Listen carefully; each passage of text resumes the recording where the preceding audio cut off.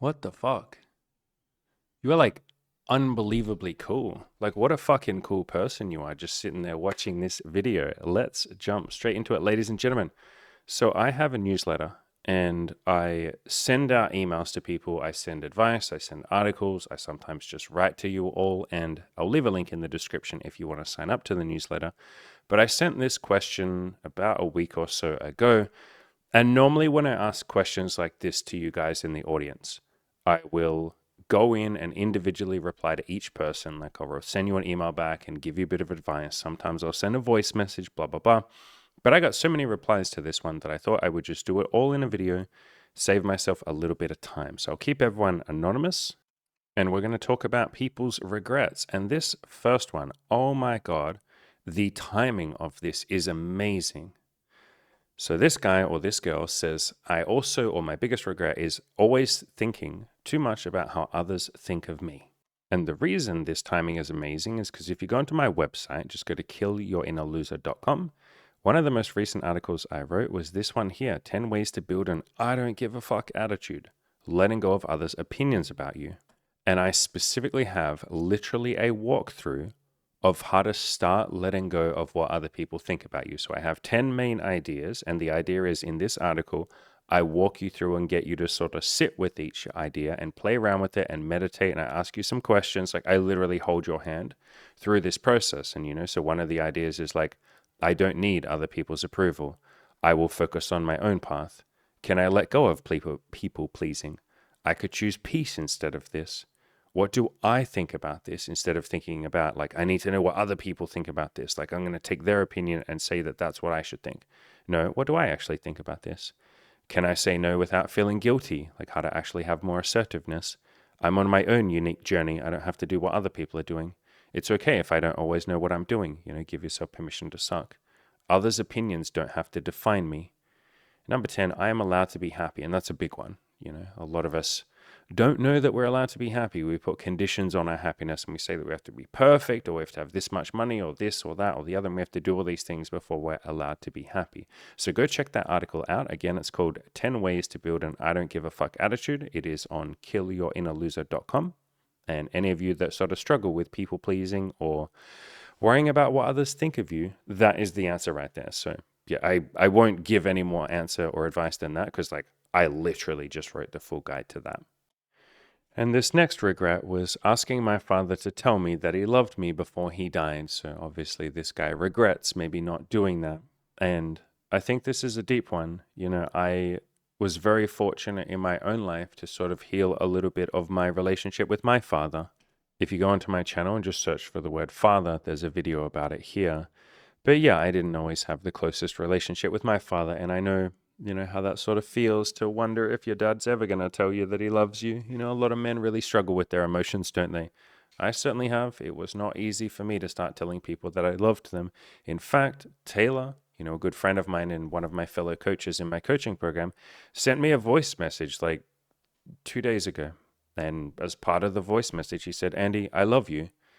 And when I heard that, I was like, all right, Andy, listen, give yourself a pep talk, son. You need to tell Taylor that you love him back, because it's important to you. It's something you want to say. Like, you don't just want it to be one of those things of like, yeah, he knows that you love him. Like, you're going to say it. And I had to give myself a fucking pep talk, guys. Like, I literally had to give myself a pep talk. And then I was like, I love you too, Taylor. And then like, I let that message sit there. I hit send. I let it sit there. And I was like, is that wrong? Is that gay? Is that like too much? Can you be that intimate with a male friend? Like, is that allowed? Like, what if he thinks I'm a pussy? Like, all of those thoughts come up and I just sit with them and I breathe and I let them sit there. Some other things that were really hard for me as a man were telling all of you that I love you. That was so fucking hard. I know now that I just talk about love all the time. Like, I love you. I love you guys. You guys are amazing. You're beautiful human beings. That shit was so fucking hard for me to say when I first started saying that. Like, literally, that took me weeks to be able to tell you guys and girls, you in the audience, that I love you. It took me literal weeks of working up the courage. I read like fucking 10 Mother Teresa books. Like, I read so much Byron Katie, David Hawkins, all these people that talk, like Brene Brown, all these people that talk about like love and vulnerability and just saying how you feel and all of that. It took me forever. And I remember the first time I ever said in a video, I love you guys. Oh my God, was that hard. That was so hard. And so I think a lot of men, I think people in general, but I think especially men, struggle to say, I love you. I think something that can help here is go back through your own memories of your father. And maybe he never specifically said, I love you, but there are different forms of love. Like I'm sure all of you know about love languages. And if you just look on the left here, like this column down here, these are the 5 love languages. So kind of ignore what's on the right there for a second. There you go. So we're just looking at this bit here. So these are sort of the 5 love languages. And words of affirmation is basically what you're saying here that you wished you had or you wish you'd asked for. And fair enough, like it's fucking nice to hear someone say, I love you. But if your father or a partner or someone else is not really able to say, I love you, or they're just not at that point, are there other things? Like, did your dad ever give you a hug? If not, that's fine. Did he ever did he ever give you gifts? Like he would buy you Christmas presents or something like that. Did he get some quality time? Like, did he spend time with you? Did he do acts of service? And for me, with my relationship with my father, part of why it wasn't always the closest relationship is he basically gave me not really any of the first 4. Like he didn't ever really, sometimes, but like pretty rarely did I get words of affirmation from him, like good job, son, or I'm proud of you, or hey, son, like you're doing great, or I love you. Like not really any of that. Physical touch, like not really ever at all. Receiving gifts, like sometimes, but not really, like Christmas, which I appreciated. That was like really well appreciated, but like only really at Christmas or birthday. Quality time, hell no. Like my dad just did not spend quality time. And so it took me a long while to accept this, but my dad did love me when it came to acts of service. My dad worked multiple jobs while my mum stayed at home to raise me and my sister.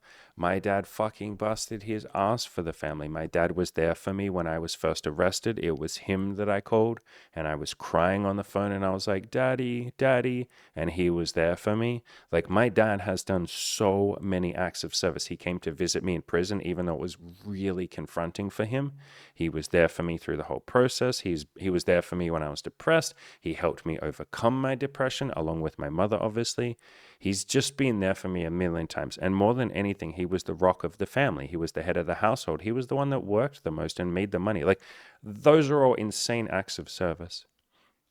And if I'm even more honest and even more maybe like, if I hunt for it a little more, were there words of affirmation with my dad? Yeah, he did tell me he loved me sometimes. I can remember times that he would get very drunk and then come into my bedroom and basically turn the light on. It would be like 11 p.m. at night or some shit, and I would like have work and have school in the morning.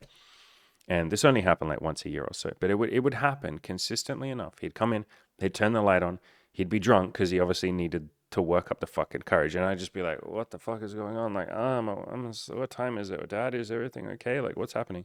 He'd come and sit on the bed next to me, and he would just be silent for like fucking like 3 minutes, like working up the courage, right? He would just sit there for 3 minutes and be like, "I know I'm hard on you, but I love you, Andy."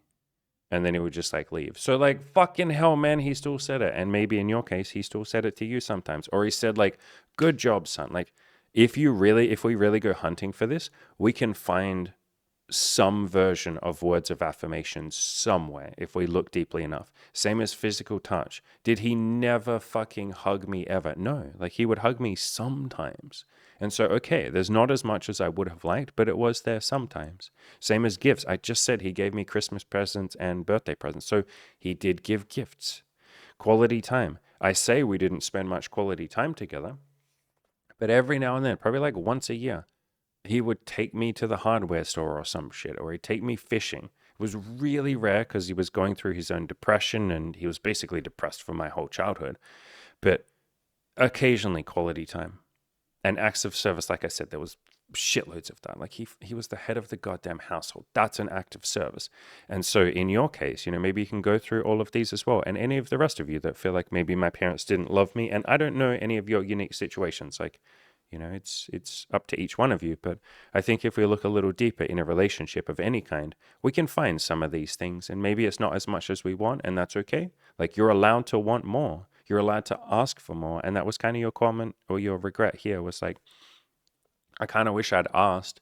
Isn't that amazing that you're aware that like you didn't phrase here, I wish daddy had told me that he loves me more. You're like, I wish I'd asked for what I wanted. Like, that's fucking incredible. And so now the solution is, I'm going to practice some assertiveness. I'm going to practice with other people asking for what I want. I'm going to use this regret that I have. Like, regrets aren't a bad thing. It's so easy to say regrets are bad, awful, oh my God. But like, this regret is beautiful motivation and fuel for you to ask other people for the things that you want. Maybe it's like you want women to like be in your life. So you go and directly ask them, hi, I would like you to be with me. Maybe you're dating some girl and she doesn't give a lot of like physical touch or something. You can just talk about that. And ultimately it's up to her if she wants to give that to you, but you can literally talk about it. This is something that I do with like every girl that I date or sleep with or spend time with, like in a romantic or sexual intimate sense. I ask for what I want. And especially if I'm doing casual dating, which is sort of what I've done in the past with my past partner, Amy, and what I'm starting to do now by myself again, like in casual dating, a lot of people are a little bit withdrawn and closed off and they hold back because like they don't know the rules. They don't know the expectations. Am I allowed to like give lots of compliments? Am I allowed to physical touch? How intimate can we be? Isn't it supposed to be casual? So can we be like super cuddly? I literally have conversations. Like anytime they give me any sort of compliment, I praise them for that. And I say, I love that. Thank you. Like, I really like to be complimented. Or I'll give them lots of compliments, like tons. I've done so much video. If you search on my channel for the word praise, I've talked about praise and compliments and all of that and how beautiful that a gift that can be to the other person. And as I praise the other person, eventually they start to warm up and then they give me some compliments and they say, well, you're handsome, or like, you're so good at sex, or I love your dick, or like, I like cuddling with you, or you make me laugh, or something like that. Every time they do, I jump on that and I give them even more compliments. And I say, thank you for saying that. That means a lot to me. And then they do it more.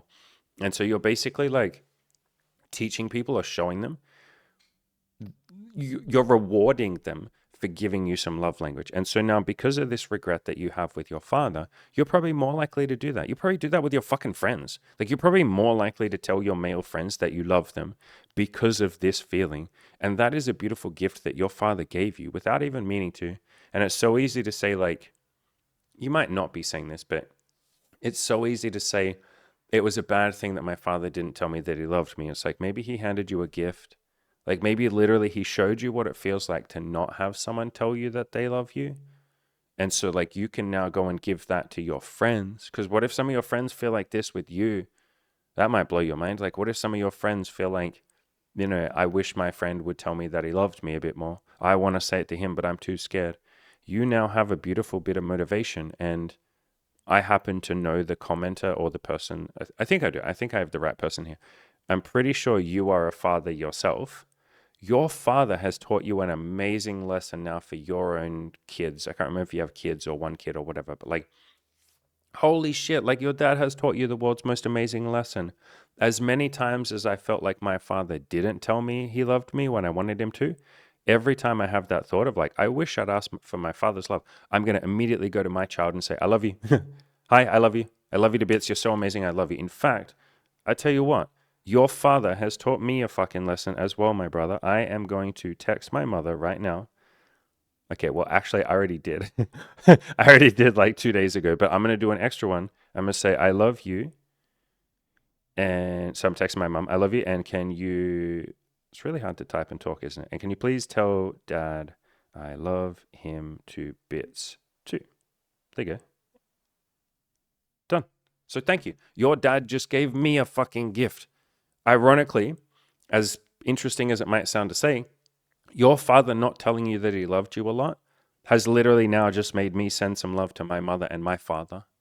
And it's now making me, like, I'm now sitting here and thinking like, okay, how can I love more people? So my brother, I love you. Any of you in the audience, I love you to pieces. You are loved. You are worthy. You are worthy of dignity. You are allowed to achieve your goals. Whatever it is that you want in this lifetime on this beautiful blue marble that we call the earth, you're allowed to have. That came from your fucking father not telling you that he loved you. So ironically, in a weird way, sometimes the things that we say are a curse are actually a blessing or a gift in disguise. And so I don't know your father, but like, thank you to your father for helping me remember to love my mother and my father and to love all of you and to love my friends. And so we can take things as learning lessons. And I know you decently well, like assuming I have the right person with this email. If it's the person I'm thinking of, I know you decently well. And like, you're already a really loving force for good in the world. I got that sense from just talking to you for a couple of hours. So like, your father has probably helped you with that. ironically, by not telling you that he loved you. So yeah, we can look for these blessings in disguise. Thank you for sharing this. This is a very intimate, like vulnerable thing to share. So I appreciate that. Like, thank you for sharing. And you're probably not the only person on the entire planet whose father didn't tell him that he loved him. Like, that was me for a lot of the time. Like, I think that's just a common thing. Men sort of struggle sometimes to share their emotions and their love. All right, this third one was maybe the most interesting response that I got, actually. It was like very unique. This was like a very unique regret. I always get interested in like listening to people's regrets and their insecurities, like the shit that people don't ever talk about. Like my favorite thing, I've just started putting myself back in the dating pool, I guess by myself. Imi and I were already dating girls together for years, but doing it by myself again. And the question that I just ask every girl is like, especially in bed when we're naked and we've both had sex and we're vulnerable, I would just say, like, what are you insecure about? Like, what are your regrets? Like, I love asking these questions. I ask people these at parties and I ask my male friends because this is the shit that we never talk about, right? Like, most people don't fucking talk about their deepest regrets, or they don't talk about like what they're insecure about. For God's sakes, we just hide that and pretend it doesn't exist. So I guess on that note, thank you all of you for being so vulnerable. But this was definitely the most interesting response that I got. Hi, Andy. I'm really interested in your response to this. Looking back, I don't regret much. I could have hooked up with more girls. I could have put more effort into my freelancing business as a ghostwriter. I could have practiced my instrument more, blah, blah, blah. Actually, stuff that was really important to me. Yeah, there's always stuff that we could have done. Like one of my favorite sayings that kind of helps relax me a little bit is there's always more that you could do. And a lot of you will hear that and be like, oh shit, that's pressure. That's like the Sigma male grind set. Like, yeah, damn, he's right. I shouldn't lay on the couch. I should get up and do more. And it's like, no, no, no, no, no.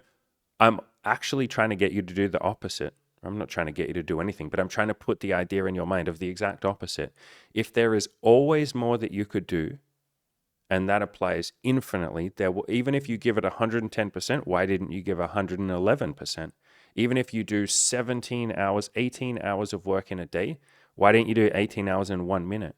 And then if you go, well, because I have to go to sleep. Okay, then why weren't you more efficient in that 18 hours in 1 minute? Like, is there something like when you were taking a shit, like why weren't you typing out an email or something? Like there's always more that you could do to be more efficient or to get more done or to hustle more or to just be smarter about it. Like we're never going to fully maximize our potential. That's just not possible ever, ever.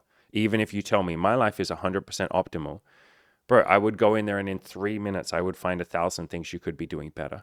And so if you accept that premise, that there is always more you could have done, then you can accept the premise that maybe I will always have regrets. And then what you can do is just be okay with that and be like, yeah, sure, I can sit in the regret and be like, I should have done more, I could have done more. Or I can be like, yeah, sure, cool, I could have done more. Yeah. Like you could say that to me, Andy, you could have done a billion things better with your business earlier, smarter, quicker, faster, stronger, whatever. But like, okay, I know. I just accepted from the very first article I ever wrote. Remember the first article that I wrote was give yourself permission to suck. That was the first thing I wrote on my website. And so we can kind of do the same with regrets and things we could have done. It's like, yeah, of course I could have done a better job, but I did the best that I could. I could have done way better. I could have done more effort. I could have hooked up with more people. I could have practiced my instrument more. Of course, like, yeah, no shit. But you didn't. Like, this is the timeline we live in. We live in this timeline. Let's accept that timeline. But if we sort of sit there and look at alternate timelines and go, I wish I was in the timeline where I put in more effort in my freelancing business. Well, maybe in that timeline, you didn't put in as much effort with having sex. And so then you'd have regrets about that. Like, whichever timeline you end up going down, you're probably gonna, like, the grass is always greener. And if you just accept that, there's peace in that. You know, you can be a human being who feels regrets sometimes. I do. Like, that just makes us human, guys. So, yeah, you probably get all of this. You seem to have a pretty happy mindset with this. But the bottom bit or the last bit you say is, but what I really regret to this day is not doing a theater production of, I cannot pronounce that, my friend. Are you German or something? You're probably a different, what the fuck is that? I looked it up. It's a play by Johann Wolfgang. Okay, that sounds like a fucking German name. Yep, he was a German polymath, the greatest and most influential writer in the German language. How have I never heard about this, dude? Anyway, whatever. So many of you are German, by the way. Just going off on a little tangent here for a second. We have so many Germans in the audience. Like, I have so many German coaching clients. And Germans are some of my favorite people to work with because Germans will just like shut the fuck up and do what you say. And like, they won't really complain. They'll just like get the job done. I'm generalizing, but like that has pretty much held true in my coaching program for all these years. Like I've worked with some German women too. They'll just like you'll suggest something and they'll be like, okay, and they'll go and do it, and then they'll come back and they'll be like, I did this, yeah. What do I? Terrible German accent, but they'll be like, what do I do next? And then I just next thing. Germans are fucking fun to work with, man. Not that other people aren't, but yeah. So this German play in your final 2 years of high school with you being the director. Have a fun week. Yeah. So ones like this are really interesting. I think maybe like there's a million things I could say to like sort of help you here, but I think here's what I want to settle on, man. Like it's okay to have regrets over this. Like that's okay. Like I could sit here and like I said, convince you not to have regrets and be like, bro, like live in the moment, like live today, like all of that. And sometimes that's brilliant. Like as a coach or as a content creator, there's always like 10 different ways I can tackle some of your like questions or struggles or any of that. There's like 10 different ways to help you feel better. But I think in this instance, I'd like to tell you that it's okay to just sit there and have some regret. Like I still have some regret. I've learned to let most of it go, but sometimes I feel little bits of regret. That just makes me human. Something that you can maybe do is think about what you were trying to get out of that theater production. Like what did you want out of it? You wanted to be the director. So maybe you wanted to do something big and grand and beautiful that you're in charge of, or that you're at least like leading. Is there something else in your day, in your life that you can do that would be big and grand and beautiful and you could have a big impact on? You can kind of play around with that. Or maybe what you wanted is to just see a beautiful fucking theater.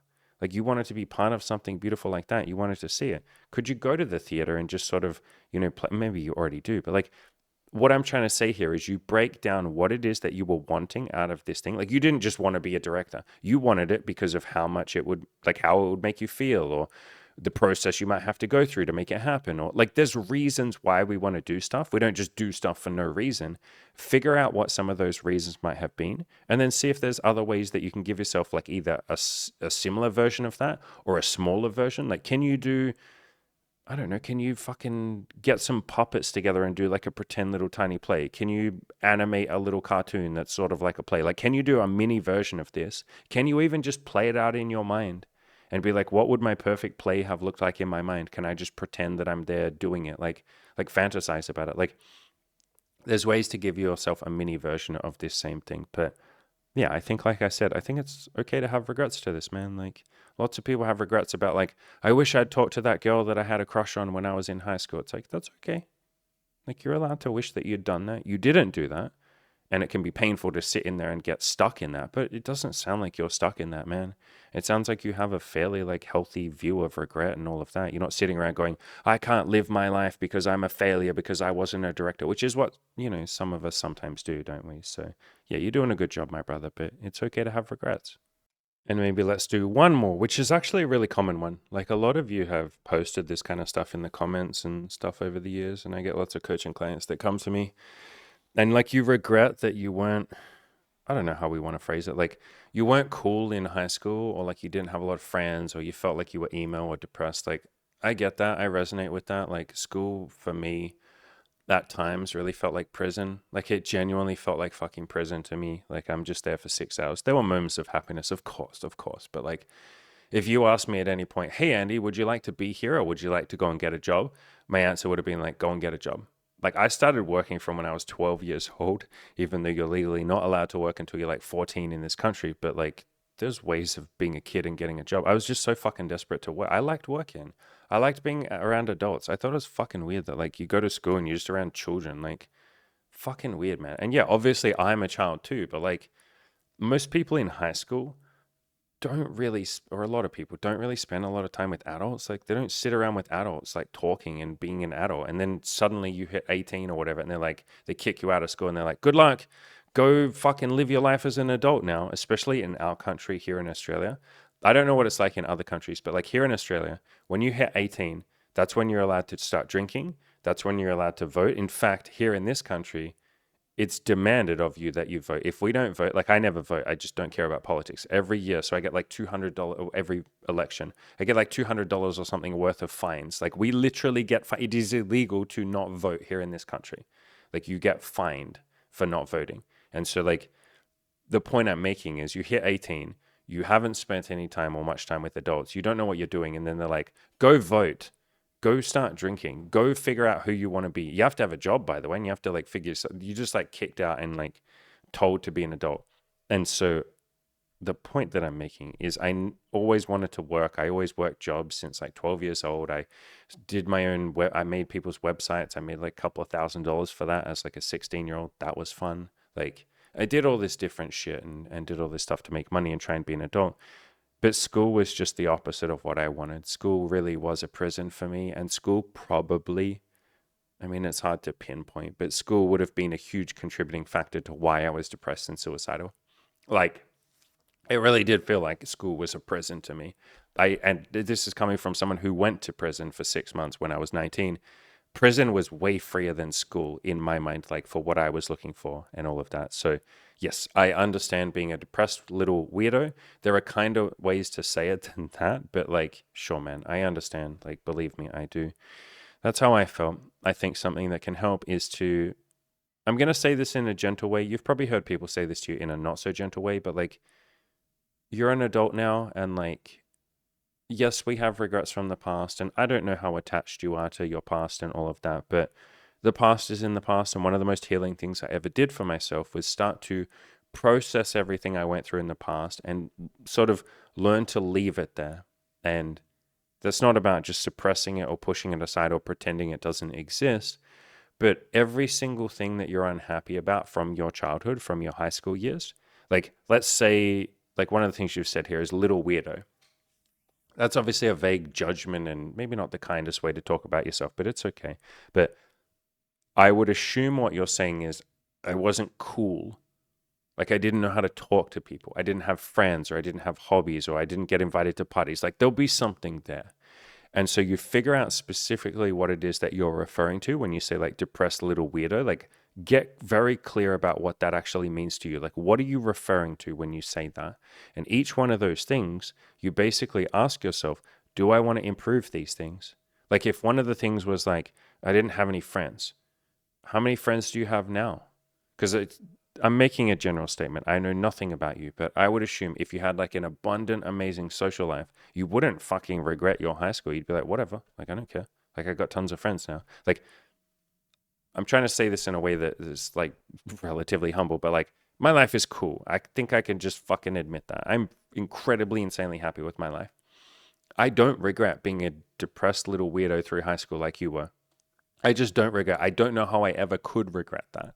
Because it's like, it is literally because of me being depressed, a depressed little weirdo. Again, there's a kinder way to say it than that.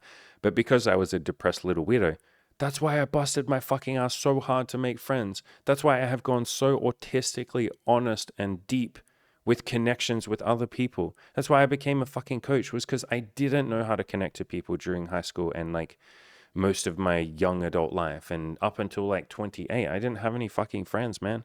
I didn't know how to make money. That's why I care so deeply about like, how does business work? How does coaching work? How do I figure this out? Like all the things that I wasn't very good at during high school and my 20s and even some of my early 30s were such strong motivation and fuel for the fire for me to improve that I can't possibly regret those things. In fact, they are a blessing. It is only because I was a depressed little weirdo that I learned how to socialize with people. It is only because I didn't lose my virginity until like 19 or something, which for some of you, that might be early. Some of you, that might be late. But like for me, that felt late. I didn't lose my virginity till 19, and I wasn't great at sex, and I didn't know what was happening, and I've told stories about that, and I didn't know women. I really didn't understand women. The first girlfriend that I had after 6 years, we broke up, and it was horrible, and it was messy, and we went through that, and ultimately it became beautiful when I learned the lessons from it. But then the next relationship, 4 years as well, lots of pain and suffering in that one, and then another one, and it took me until Emmy and a lot of self-improvement before that and all of that, before I was able to have a healthy relationship. Why do you think that I can do a video, this video right here? I did this video the day after I broke up with her. And a couple of times in the video, I say, oh, I could cry right now. I was feeling grief and all of that. But why do you think I can put a thumbnail there saying 7 beautiful years together? And I can just talk nonstop about gratitude and all the way she changed my life. And like, how can I be that deeply grateful for someone the day after a fucking breakup? It is only because she and we both did this. spent so much time and effort and love and care and attention on building the most beautiful relationship that we could and being as grateful for every moment as we possibly could and admitting the fact that we didn't know what we were doing in a relationship. We said that a million times in content too. And then because of that, we figured it out. We figured out what to do. We figured out how to be happy. We figured out how to be grateful and all of that. It is only because my first two relationships were a beautiful, messy train wreck clusterfuck. I did not know what I was doing in the first relationship, and Jesus Christ, neither did she. Neither of us had boundaries. Neither of us were happy people. And then the second relationship, the same sort of thing. There were beauty and, moments of beauty in there as well. Of course, it wasn't just a complete fucking mess. Nothing ever really is. But my God, it is because of those two messy relationships that I was able to build something beautiful with Emmy, that we were able to have those 7 beautiful years. And then at the end of it, we're able to part ways with love, compassion, kindness, happiness, and a little bit of tears from time to time, but mostly just gratitude. It is because of those first two relationships where I was essentially a depressed little weirdo, as you say. And so we can turn these moments of pain from the past, these regrets, into something beautiful if we just go through and we're courageous enough and willing enough to start being a little bit more in depth or a little bit more honest. Like saying a depressed little weirdo, that doesn't mean anything. It's just a value judgment. It's essentially self-bullying. You're just bullying yourself. Get more clear, man. Get more clear about what depressed little weirdo means. Is it that you didn't have any friends? Okay, let's go make you some friends. Is it that you felt uncool? Okay, what would being cool look like to you? We're here to play to win. So what would winning look like? What would it mean to be cool? And then we just go through and systematically break down each one of those things. Like, being cool would mean I'm super attractive. Okay, what does being attractive mean? Maybe I need to lose some weight. How much weight? Okay, I'll lose 10 pounds. How will I lose the 10 pounds? Get autistic about each little step that you want to take and literally go in there with a fine-tooth comb and go through your high school experience and say which bits made me unhappy and what would have made me happy. Like play to win. Like if I was cool, what do I think I would have enjoyed that a bit more? Like why do I regret my high school? What specifically? So rather than just saying I'm a depressed little weirdo, you get specific about what it is that you wish you'd done differently or wish you'd been different. And then you just start working on that shit, man. So yeah, the past can be beautiful fuel for the fire. It can be incredible motivation. And what you'll find for all of you, really, this applies to all of you, not just this last comment, but all of you, as you start to work on, or as you continue to work on building the life that you want to live, you find the regrets kind of just go away. And my favorite book on this is this book right here. And if you get it, I really recommend the audiobook. It's called The Top 5 Regrets of the Dying.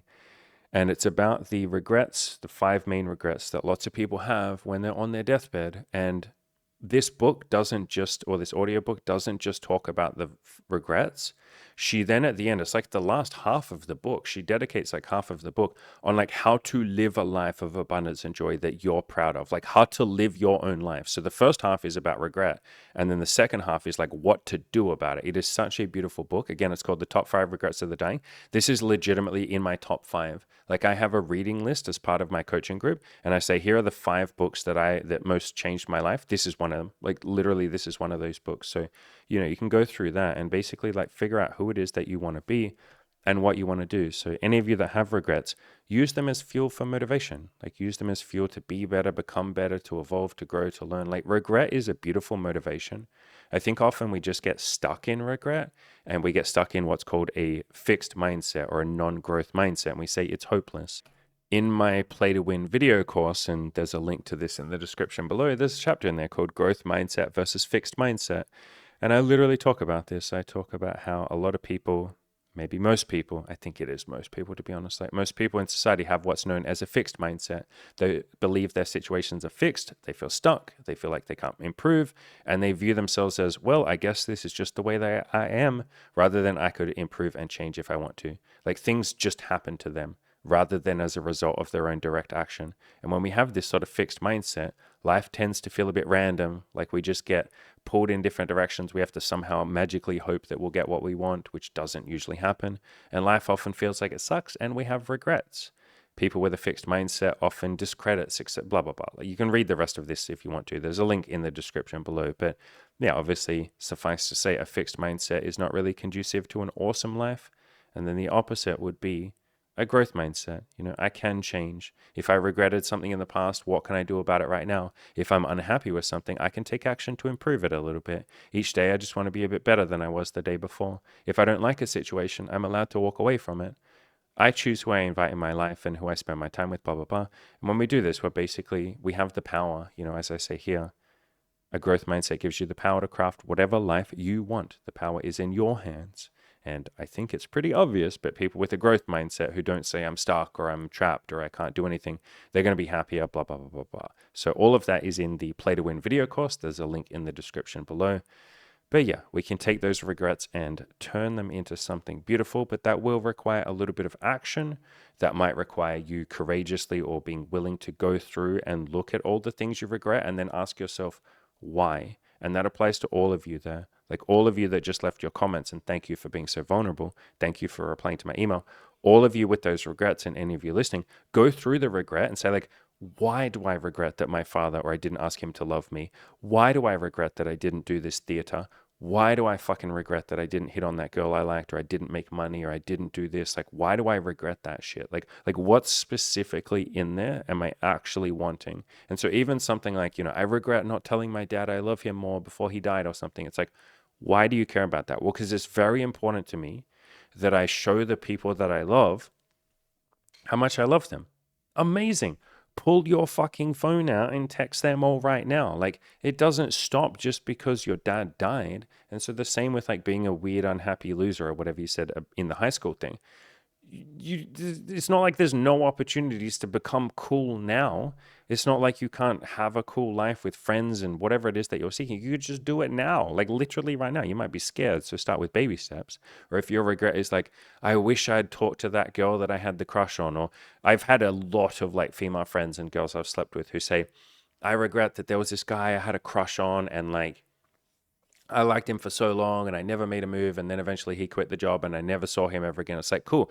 There are a billion cute guys out there right now. Why don't you go tell one of them they're cute? Or you're dating and sleeping with me. Just fucking tell me that I'm cute. Like the energy or the regret that you're feeling with that guy you didn't talk to or that girl you didn't talk to, pour that into the next person that you're with, or pour that into yourself and be like, all right, I regret not telling them that they're cute. What if I tell myself that I'm cute? What if I build my own fucking self-esteem? What if I do something nice for me? What if I do something nice for other people? What if I tell my friends, hey, especially because lots of friends struggle with their self-esteem, hey man, I just want you to know that you're a good-looking dude and there's going to be so many women out there who'll love you. Like, do you know how many of your friends, you guys and girls listening, do you know how many of your friends would love to hear something like that from you? So do that. So we always have the power to do something right now in this moment.